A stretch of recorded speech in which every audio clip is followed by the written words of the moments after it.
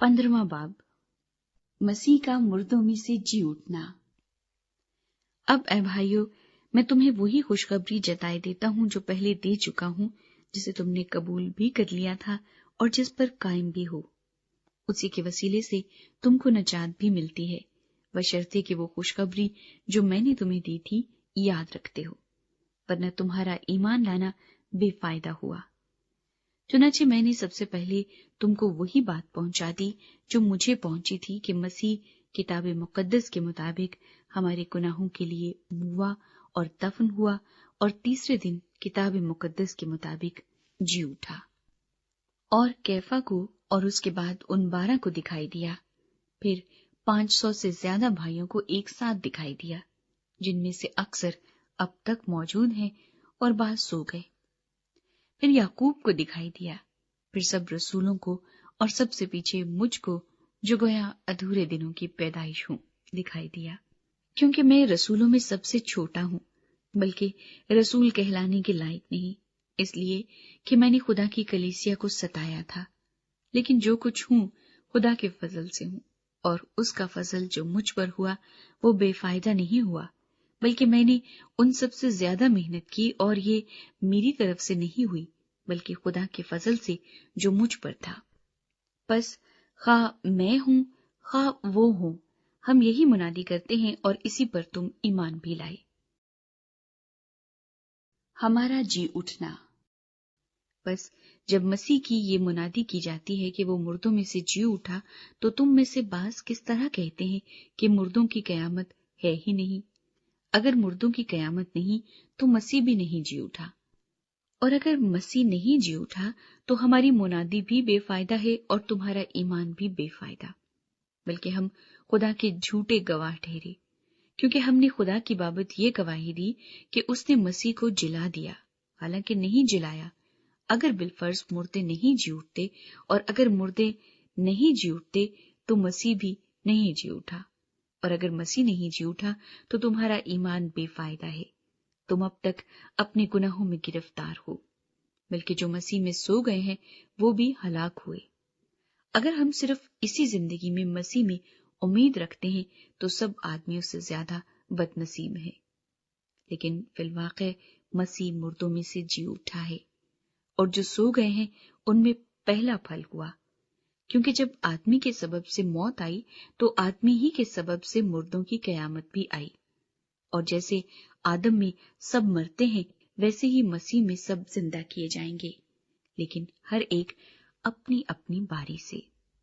पहला फल मसीह, फिर मसीह के आने पर उसके लोग, इसके बाद आखिरत होगी। उस वक्त वो सारी हुकूमत और सारा इख्तियार और कुदरत नेस्त करके बादशाही को खुदा यानी बाप के हवाले कर देगा, क्योंकि जब तक कि वो सब दुश्मनों को अपने पांव तले न ले आए उसको बादशाही करना जरूर है। सबसे पिछला दुश्मन जो नेस्त किया जाएगा वो मौत है, क्योंकि खुदा ने सब कुछ उसके पांव तले कर दिया है। मगर जब वो फरमाता है कि सब कुछ उसके ताबे कर दिया गया, तो जाहिर है कि जिसने सब कुछ उसके ताबे कर दिया वो अलग रहा, और जब सब कुछ उसके ताबे हो जाएगा तो बेटा खुद उसके ताबे हो जाएगा, जिसने सब चीजें उसके ताबे कर दी, ताकि सब में खुदा ही सब कुछ हो। वरना जो लोग मुर्दों के लिए बपतिस्मा लेते हैं वो क्या करेंगे? और अगर मुर्दे जी उठते ही नहीं तो फिर क्यों उनके लिए बपतिस्मा लेते हैं? और हम क्यों हर वक्त खतरे में पड़े रहते हैं? है भाइयों, मुझे उस फखर की कसम जो हमारे खुदावंद यीशु मसीह में तुम पर है, मैं हर रोज मरता हूं। अगर मैं इंसान की तरह इफ्सिस में दरिंदों से लड़ा तो मुझे क्या फायदा? अगर मुर्दे न जिलाए जाएंगे तो आओ खाएं पिएं, क्योंकि कल तो मर ही जाएंगे। फरेब ना खाओ, बुरी सोबतें अच्छी आदतों को बिगाड़ देती हैं। रास्तबाज होने के लिए होश में आओ और गुनाह न करो, क्योंकि बाज खुदा से नावाकिफ हैं। मैं तुम्हें शर्म दिलाने को ये कहता हूं। जी उठने के बाद जिस्म की हालत। आपको ये कहेगा कि मुर्दे किस तरह जी उठते हैं और कैसे जिस्म के साथ आते हैं।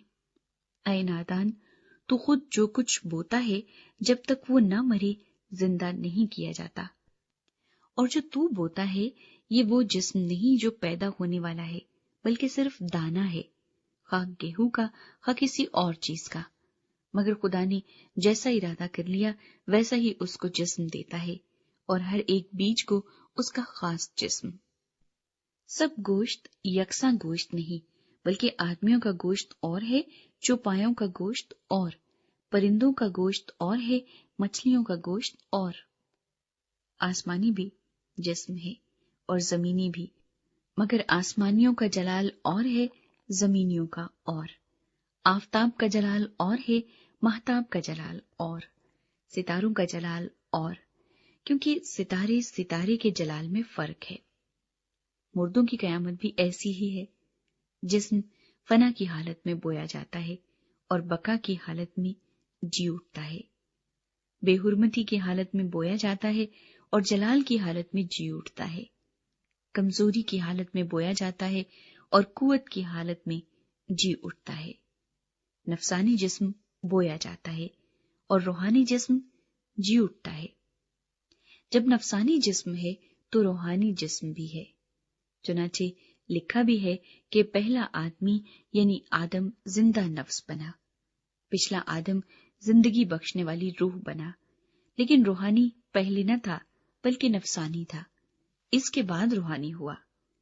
پہلا آدمی زمین سے یعنی خاکی تھا، دوسرا آدمی آسمانی ہے، جیسا وہ خاکی تھا ویسے ہی اور خاکی بھی ہیں، اور جیسا وہ آسمانی ہے ویسے ہی اور آسمانی بھی ہیں، اور جس طرح ہم اس خاکی کی صورت پر ہوئے اسی طرح اس آسمانی کی صورت پر بھی ہوں گے۔ اے بھائیو، میرا مطلب یہ ہے کہ گوشت اور خون خدا کی بادشاہی کے وارث نہیں ہو سکتے اور نہ فنا بقا کی وارث ہو سکتی ہے۔ دیکھو، میں تم سے بھید کی بات کہتا ہوں، ہم سب تو نہیں سوئیں گے مگر سب بدل جائیں گے، اور یہ ایک دم میں ایک پل میں، پچھلا نرسنگا پھونکتے ہی ہوگا، کیونکہ نرسنگا پھونکا جائے گا اور مردے غیر پانی حالت میں اٹھیں گے اور ہم بدل جائیں گے، کیونکہ ضرور ہے کہ یہ فانی جسم بقا کا جامہ پہنے اور یہ مرنے والا جسم حیات ابدی کا جامہ پہنے۔ اور جب یہ فانی جسم بقا کا جامہ پہن چکے گا اور یہ مرنے والا جسم حیات ابدی کا جامہ پہن چکے گا تو وہ قول پورا ہوگا جو لکھا ہے کہ موت فتح کا لقمہ ہو گئی۔ اے موت، تیری فتح کہاں رہی؟